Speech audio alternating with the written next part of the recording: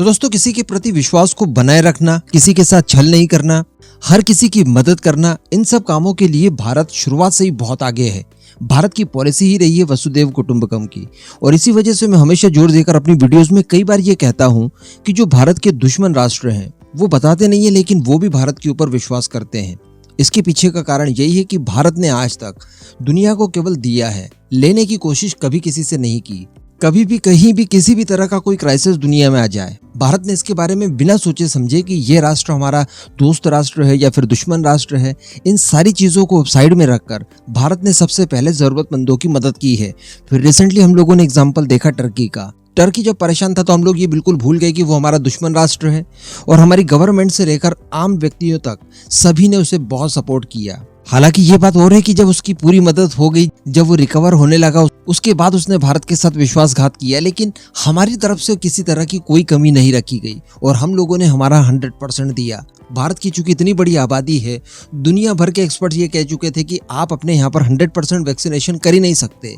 इसके बावजूद हम लोगों ने इन सारी चीज़ों को साइड में रखते हुए गरीब देशों की मदद की और सभी जगह वैक्सीन भिजवाई। इसके अलावा जब भी कहीं पर खाद्यान्न संकट आता है तो भारत मदद भेजने के मामले में सर्वप्रथम पाया जाता है। यही सारी चीज़ें दुनिया भर को अंदर खाने बाध्य कर देती है कि भारत की और भारतीयों की इज्जत करे वो लोग। जब हम लोग डिप्लोमेटिकली देखते हैं तो हमें ऐसा लगता है शायद कि हमारी सॉफ्ट पावर इतनी नहीं है दुनिया का, वो देश हमारी नहीं सुन रहा है, वो नहीं सुन रहा है, वो हमारे खिलाफ बात कर रहा है। लेकिन अगर स्पेशली ट्रस्ट की बात की जाए कि भारतीयों के ऊपर कितना ज़्यादा विश्वास करते हैं वो लोग, तो वो दूसरे देशों की तुलना में सबसे ज़्यादा होगा। और इसका एग्जाम्पल हमें तब देखने के लिए मिलता है जब कई सारे खतरनाक देश जो दुनिया में पाए जाते हैं, वहाँ पर जब सिविल वॉर जैसी स्थितियाँ आती है, जब वहाँ से भारतीयों को निकालने की कोशिश की जाती है, उस समय सभी भारतीय सकुशल निकाले जा सकते हैं।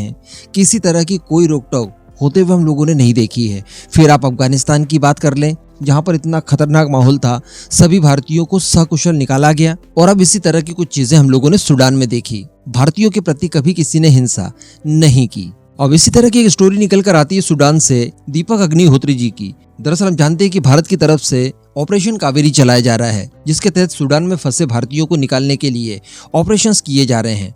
तो हमीरपुर जिले के रहने वाले दीपक अग्निहोत्री भी सूडान में फंसे हुए थे और पिछले 5 सालों से वो वहीं पर जॉब कर रहे थे। इन्होंने MBA किया था और खार्तूम के साथ सटे हुए रियाद इलाके में एक भारतीय कंपनी में ही अकाउंटेंट का काम करते थे।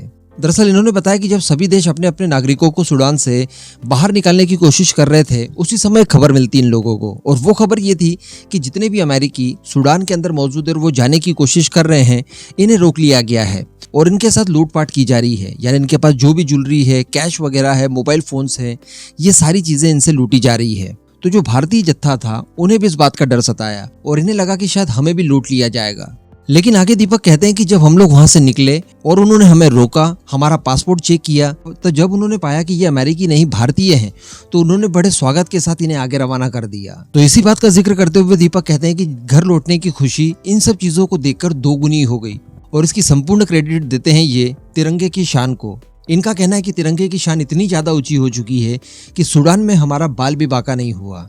दरअसल हुआ कुछ इस तरह से कि दीपक के अलावा 49 और भारतीय थे, तो इन्होंने बड़ी हिम्मत जुटाकर एक बस किराए पर ली और 23 अप्रैल को नजदीकी एयरपोर्ट के लिए ये लोग निकल पड़ते हैं। 14 घंटे का सफर था और इन 14 घंटों के सफर में कुल 4 बार बस को रोका गया। जब भी बस को रोका जाता ये लोग काफी ज्यादा डर जाते थे, लेकिन फिर जब वो लोग पूछते थे कि किस देश के नागरिक हो, पासपोर्ट दिखाने की बात करते थे, तो ये लोग इंडियन कहकर जब पासपोर्ट दिखाते थे तो वो लोग हंसकर वेलकम कहकर इनकी बस को आगे जाने देते थे। तो सोचिए इन्होंने कितने बड़े गर्व की अनुभूति की होगी।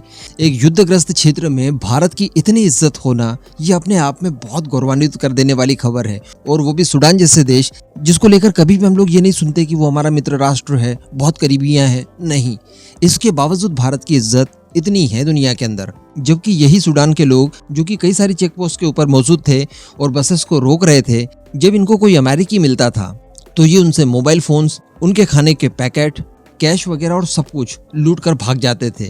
अब इस पूरे मुद्दे पर दोस्तों आपका क्या मानना है, नीचे कमेंट करके जरूर बताइएगा।